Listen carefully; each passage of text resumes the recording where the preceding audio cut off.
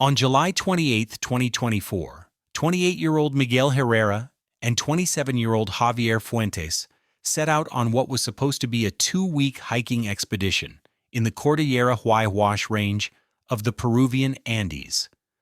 The experienced hikers had planned a route covering approximately 70 kilometers through some of the most remote and challenging terrain in South America. They were due to return on August 11th. They never did. Search efforts were launched when they failed to check in at their scheduled return point. Rangers found their campsite at 14,500 feet elevation, abandoned. Their tent remained, but personal belongings were scattered. Drag marks led from the site toward a steep ravine before disappearing on rocky terrain. The search was called off after 3 weeks. On July 30th, 2025, 368 days after their disappearance, a local shepherd discovered 2 figures emerging from a narrow mountain pass 35 kilometers from their original campsite.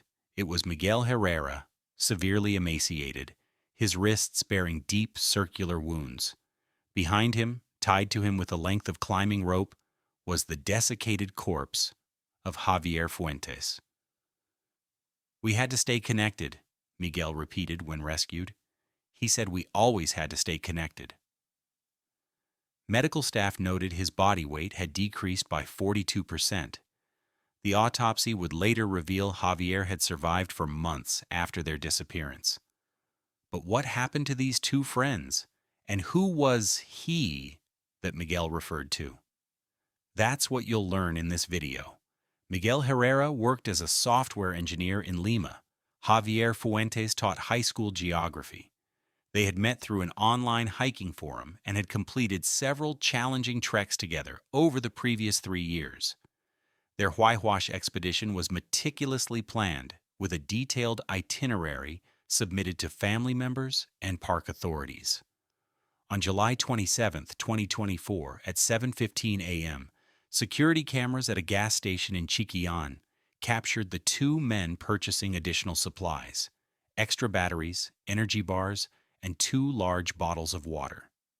The cashier later recalled they seemed excited but not nervous. At 8:22 a.m., they paid the entrance fee at the National Park checkpoint, where the ranger noted their equipment appeared appropriate for the conditions. They registered their intended route and expected return date. The ranger remembered Javier mentioning they planned to photograph the sunrise at Ciula Grande Peak. Cell phone records show Miguel sent his last text message at 9:47 a.m. on July 28th.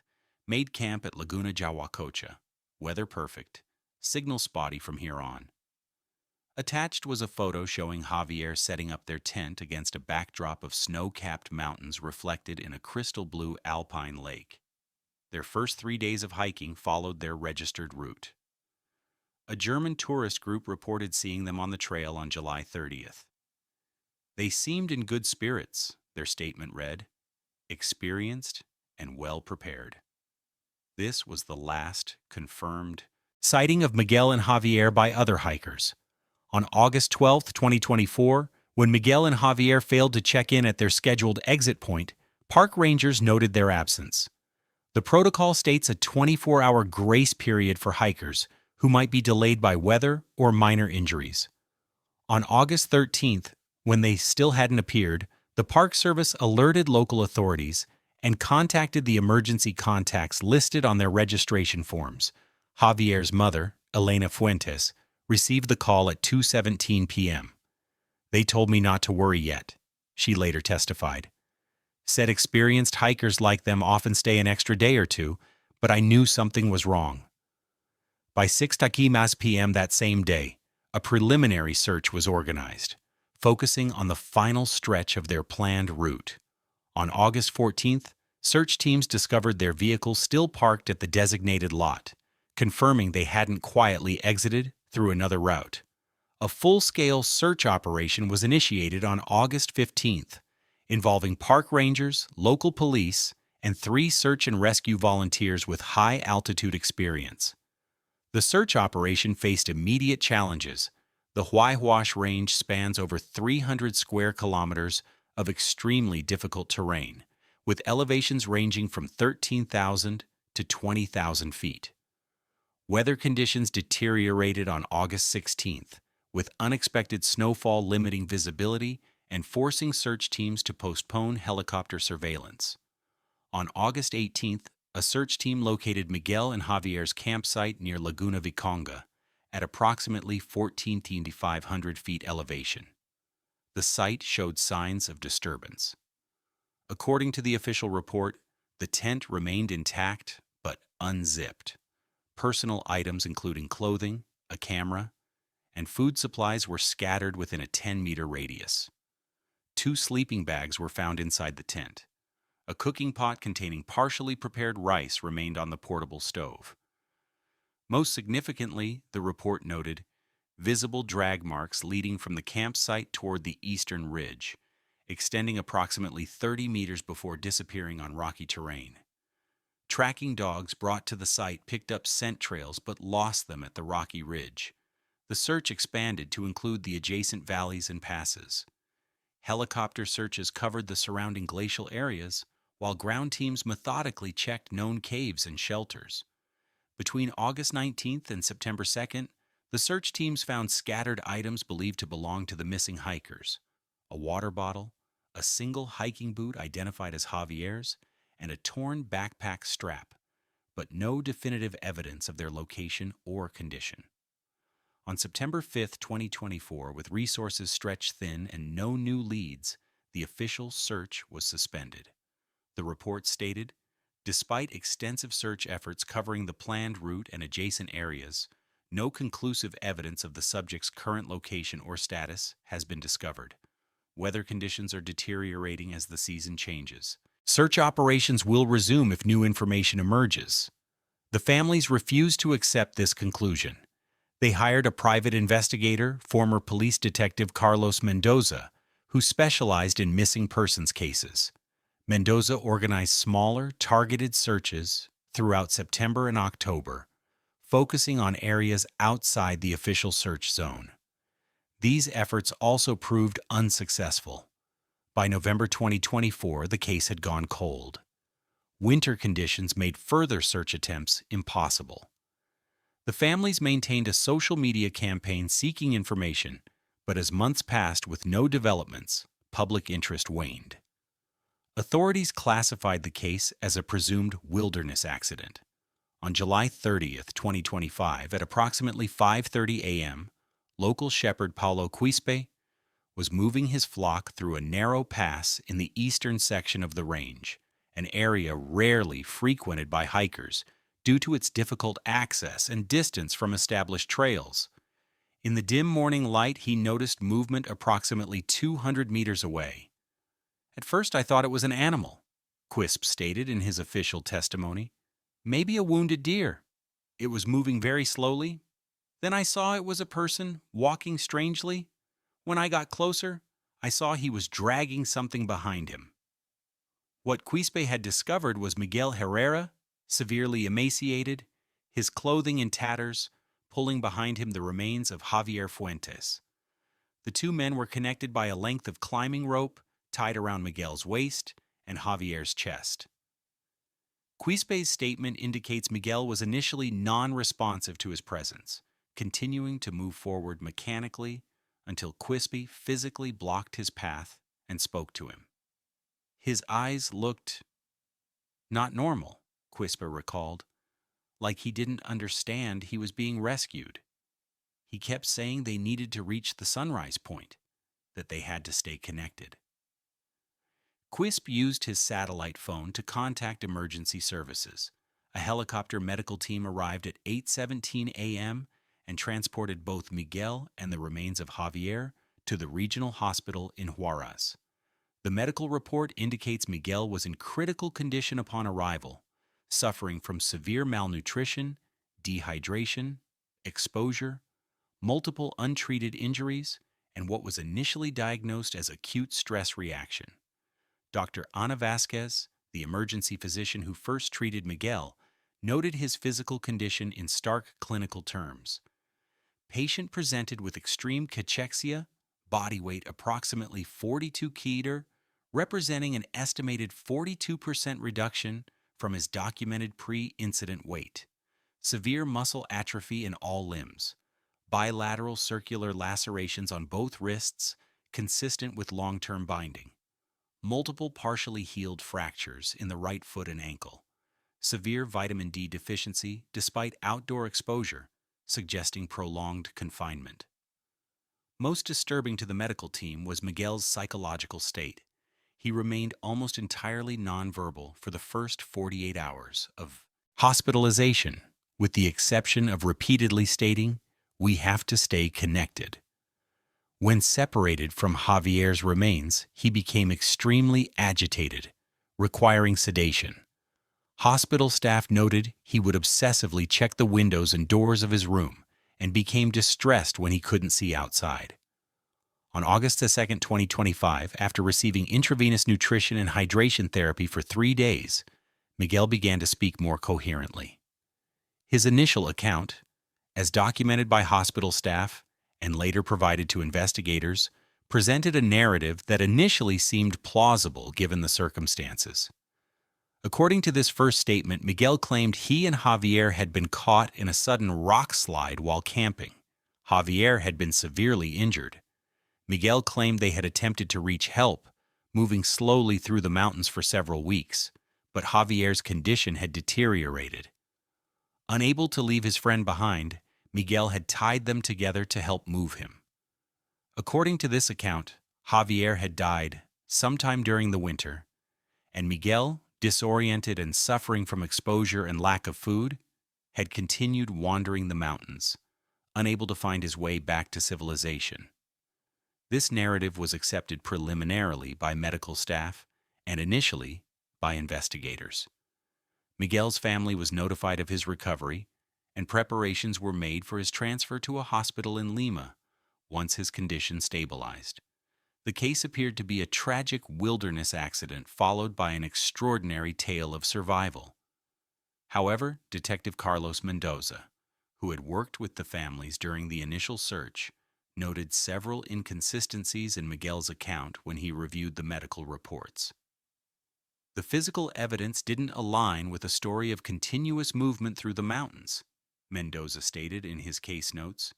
The victim's muscle condition, particularly the atrophy pattern, suggested prolonged periods of immobility rather than constant walking. On August 5th, Mendoza formally requested to interview Miguel. The transcript of this interview reveals the first significant shift in the investigation. When asked about specific locations and landmarks he would have passed during his claimed year-long journey through the mountains, Miguel provided vague and contradictory information. He could not identify basic geographical features that any hiker familiar with the area would recognize. More significantly, the preliminary autopsy results for Javier Fuentes contradicted Miguel's timeline. Forensic pathologist Dr. Eduardo Reyes determined that Javier had died approximately 3 to 4 months prior to being found, not during winter, as Miguel had claimed. This placed his death around April 2025, indicating he had survived for roughly 8 months after the initial disappearance. The autopsy revealed more disturbing details. Javier's remains showed evidence of multiple healed and partially healed fractures to his legs, consistent with deliberate breaking rather than accidental injury. Residue analysis from his wrists and ankles indicated he had been restrained for an extended period.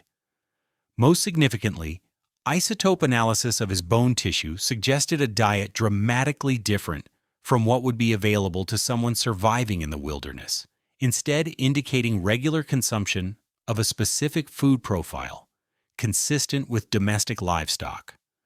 When confronted with these discrepancies, Miguel became non-responsive, retreating into a catatonic state that required psychiatric intervention. The investigation's focus began to shift. At this point, Mendoza noted, we had to consider the possibility that Miguel was not just a victim, but potentially involved in whatever happened to Javier. The evidence suggested the men had not been wandering the mountains for a year. They had been somewhere else, somewhere with access to certain foods, somewhere that left specific marks of confinement on their bodies. As a former detective with the National Police, Mendoza received authorization to expand the investigation beyond a wilderness accident. On August 10th, Mendoza interviewed Paulo Quispe again, this time asking specifically about any structures, dwellings, or unusual activity he might have observed in the area where he found Miguel. Quispe mentioned an old mining operation approximately 12 kilometers from the rescue site. "Not many people know about it," he said. "It was abandoned maybe 15 years ago. But sometimes I see smoke from that direction." Mendoza organized a small team to investigate this location on August 12th. What they discovered was a compound built around the entrance to an abandoned copper mine. The official report describes a main structure constructed of stone and corrugated metal, approximately 10 meters by 15 meters, with two smaller outbuildings. Evidence of recent habitation included fresh ash in a wood-burning stove, food supplies, and a generator. Inside the main structure, investigators discovered a windowless room measuring approximately 3 meters by 4 meters. The room contained two metal-framed beds bolted to the floor, with restraints attached to each. The floor was concrete, and a drainage channel ran through the center. The walls were reinforced with metal sheeting. The only light came from a single bulb controlled by a switch outside the room. Evidence collection at the site yielded numerous items connecting it to Miguel and Javier, including fragments of clothing matching what they had been wearing when they disappeared, personal identification documents, and a camera confirmed to be Javier's.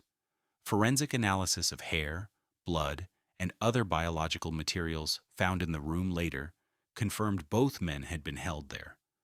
Most significantly, investigators discovered a journal hidden inside the wall of the main building. Written in Spanish, Portuguese, and English, the journal documented what appeared to be a years-long pattern of abductions and captivity. Dates, locations, and victim descriptions suggested at least 7 prior incidents spanning back to 2019. Miguel and Javier were referenced by initials rather than names, with entries tracking their progress and conditioning. With this evidence, the investigation shifted entirely to a criminal case. Miguel was no longer just a victim or suspect, but a crucial witness. However, his psychological state complicated efforts to obtain information. Dr. Sofia Ruiz, the psychiatrist assigned to his case, noted, "The subject presents complex trauma response consistent with prolonged captivity and psychological manipulation. His dissociative state appears to be both a symptom of trauma and a protective mechanism." On August 20th, using a specialized trauma-informed interview approach, investigators were able to obtain more information from Miguel. The transcript indicates he spoke in fragmented sentences, often trailing off or becoming non-responsive when certain topics were broached. However, a partial account emerged. According to Miguel's testimony, on their second night camping, he and Javier had been approached by a man who identified himself as a local guide. The man had warned them about bad weather coming and offered shelter at his nearby camp. When they followed him, they were incapacitated. Miguel believed using drugged water or food and woke up restrained in the room at the mining compound. Miguel could only describe their captor as tall and foreign, not Peruvian. He said the man spoke Spanish with an accent he couldn't identify. When asked about the man's motivation, Miguel became extremely agitated. He said we were perfect, the right type, that we would understand the connection. Miguel could not or would not elaborate further. The most coherent part of Miguel's testimony concerned the daily routines of their captivity. He fed us on a schedule, always the same food, some kind of stew with meat, water twice a day. If we refused to eat, he would leave until we were hungry enough. Miguel described being subjected to what he called tests and lessons about connection and dependence. He would tie us together, make us move as one. If we failed, he would hurt Javier. When asked why Javier was the one punished, Miguel responded, He said I was the strong one, the one who would survive. Javier was my responsibility. According to Miguel, their captor would disappear for days at a time, leaving them restrained with limited food and water. These absences grew longer over time. The last time he was gone for, I don't know how long, many days, Javier got sick, very sick. He couldn't eat. When asked about how they eventually escaped, Miguel's account became fragmented and contradictory. He claimed their captor had not returned for an extended period, and they had managed to free themselves from their restraints. However, he could not explain how they accomplished this after months of failed attempts. He insisted they had to stay connected even after escaping, which was why he tied Javier's body to himself. The investigation now focused on identifying the captor. DNA samples collected from the compound were analyzed against national and international databases. Fingerprints recovered from various surfaces were similarly processed. Investigators interviewed residents of nearby villages, showing them composite sketches based on Miguel's limited description. On September 3, 2025, a significant breakthrough came when fingerprint analysis returned a match in the Interpol database. The prints belonged to Klaus Werner, 56, a German national who had been investigated in connection with the disappearance of hikers in Patagonia in 2018, though charges were never filed due to insufficient evidence. Immigration records confirmed Werner had entered Peru in March 2023 on a tourist visa that had since expired. His last documented border crossing was in January 2024, when he briefly entered Bolivia before returning to Peru. Financial records showed regular withdrawals from ATMs in Huaraz until July 2024, after which his documented activity ceased. A search of Werner's background revealed he had worked as a geologist for mining companies in South America between 2000 and 2015 before being dismissed from his position. Former colleagues described him as brilliant but unstable, with one stating, "He had theories about human connection that made no sense to anyone else. He became obsessed with these ideas toward the end." With Werner identified as the prime suspect, a warrant was issued for his arrest. Law enforcement agencies throughout Peru and neighboring countries were alerted to be on the lookout for him. His photograph was distributed to border checkpoints, airports, and bus terminals. On September 10th, a local police officer in the town of Caraz, approximately 70 kilometers from the mining compound, reported a man matching Werner's description purchasing supplies at a local market. When officers attempted to approach him, the man fled into a crowded area and escaped. On September 15th, based on intelligence suggesting Werner might return to the mining compound, a surveillance operation was established in the area. At approximately 2:15 a.m. on September 17th, motion sensors placed by investigators detected movement near the compound. A tactical team moved in and found Werner attempting to retrieve items from a hidden storage area beneath the main building. According to the arrest report, Werner offered no resistance when confronted. When informed of the charges against him, he reportedly smiled and said, "They still don't understand the connection." He was taken into custody and transported to a secure facility in Lima. The search of the hidden storage area yielded additional evidence, including electronic devices containing photographs and videos documenting the captivity of Miguel and Javier, as well as what appeared to be previous victims. Files were organized chronologically, with folders labeled by victim initials and dates. Metadata analysis later confirmed the earliest files dated to 2017. Most disturbing were the written materials recovered, journals, loose papers, and a manuscript titled The Theory of Human Connection, written by Werner. These documents outlined what investigators described as a delusional philosophical framework centered on forced codependence as a means of achieving transcendent human connection.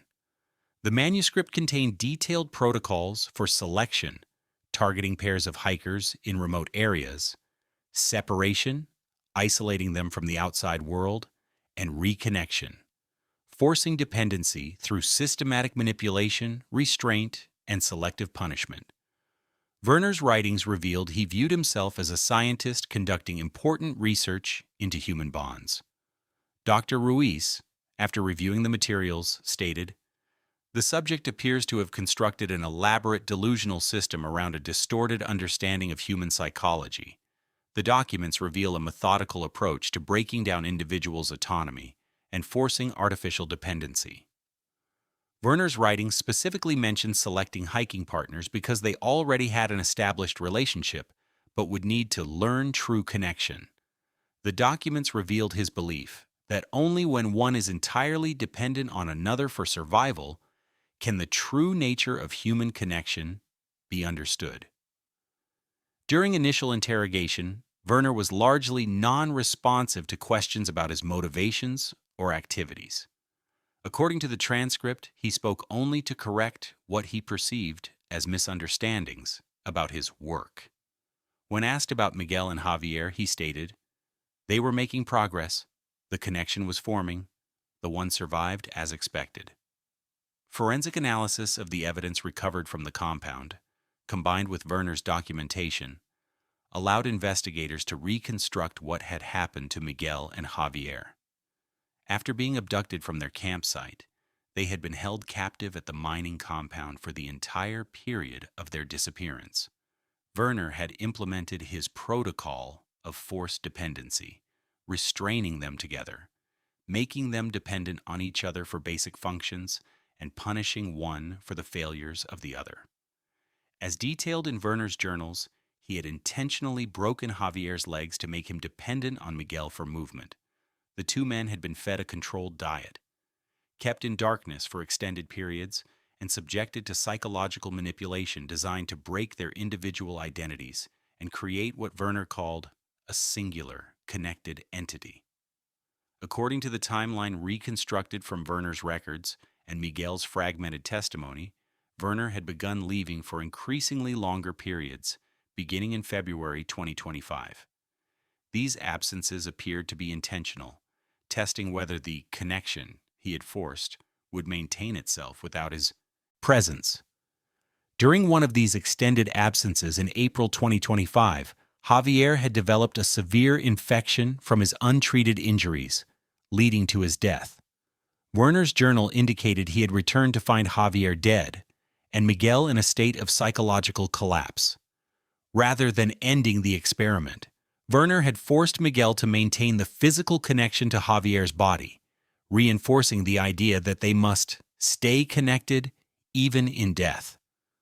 The final entries in Werner's journal, dated early July 2025, indicated he had decided to implement the final phase of his experiment, releasing Miguel while he remained bound to Javier's remains to see if the connection would persist outside captivity. He had apparently led Miguel to a location in the mountains, provided minimal supplies, and left him to wander. The journal noted, "If the connection is true, he will not separate himself. He will maintain the physical bond even without external enforcement." On October 5, 2025, Klaus Werner was formally charged with kidnapping, false imprisonment, torture, and murder.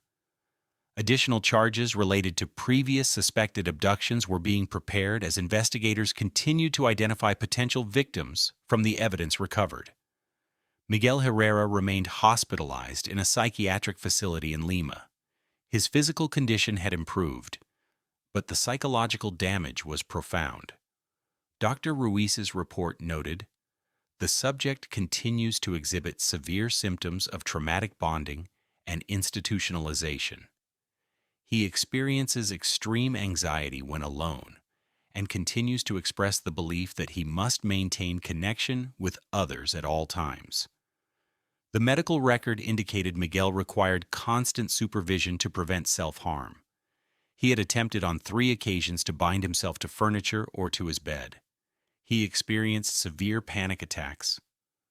When placed in rooms without windows or clear sight lines to exits, during therapy sessions, he would repeatedly check that doors remained unlocked. Most concerning to his treatment team was his continued insistence that he had failed in his responsibility to Javier. "I was supposed to keep him alive," Miguel stated during one session. The connection wasn't strong enough. When asked who had told him this, he could only respond, "He did.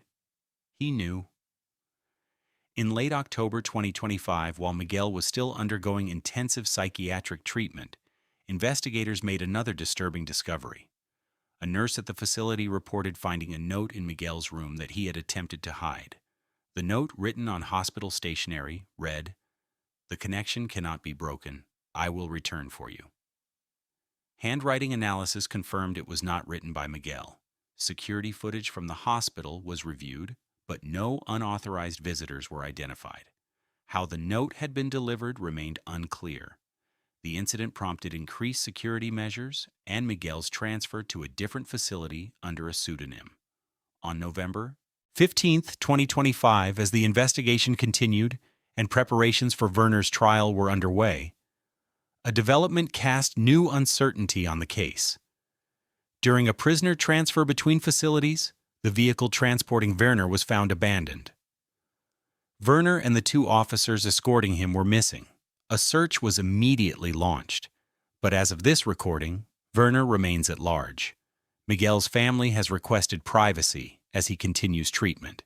His doctors report minimal improvement in his condition. Dr. Ruiz's most recent case notes state, "Patient continues to exhibit severe trauma symptoms. Sleep is disrupted by nightmares. He reports feeling watched and insists on keeping sight of exits. When asked about future plans, he states only that he cannot be alone. Progress remains limited." Javier Fuentes' remains were returned to his family for burial.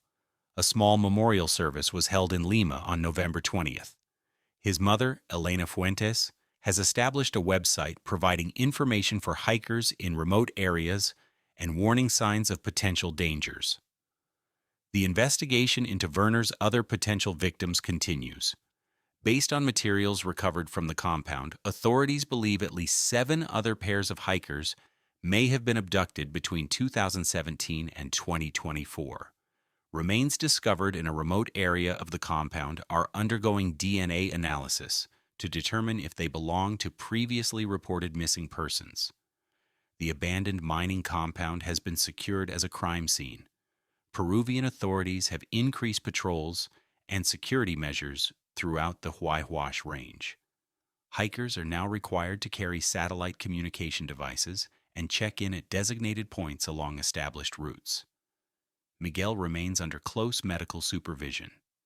During his most recent evaluation, when asked if he understood what had happened to him, he replied, "He said the connection would save us. That's why I couldn't leave Javier behind. We had to stay connected." When the interviewer noted that Werner had been wrong, that the connection had not saved them, Miguel stared out the window for several minutes before responding, "He's still out there, still watching. The connection isn't finished." The case file notes that Miguel sleeps only when sedated. He checks the locks on his windows repeatedly throughout the day. The report indicates ongoing observation is required, with minimal expectation of significant recovery in the near term.